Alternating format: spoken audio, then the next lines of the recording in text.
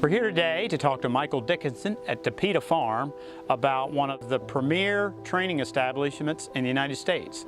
Michael started here with bare ground 20 years ago and really worked hard to develop a safe, terrific training environment for some of the best thoroughbred racehorses in the world. As you know, Michael's trained several Breeders' Cup winners, including De Haas.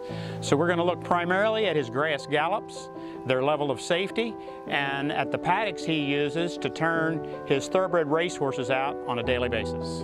Well, it definitely brings out a lot of pride. Now, of course, Michael had a lot to do with this. Without Michael and his persistency and his hard work and his dedication to this farm, these things wouldn't happen. But since he used those management techniques that we suggested, and since he is so concerned about having the best grass in the world, you can see that if you manage the product properly, it's going to give you results. The DLF Festalonium is the best grass seed I've ever had. It germinates very quickly, it's very green, and the horses love it. I just want to tell you a story about them. I trained some horses for a very good owner, Mr. George Strawbridge, who is a director of the Campbell Soup Company. And I took a picture of some of his horses in January, and I sent it to them, and they were eating the green grass. So I called him up the next day. I said, did you receive the pictures of your horses? Yes, he said, they look very well.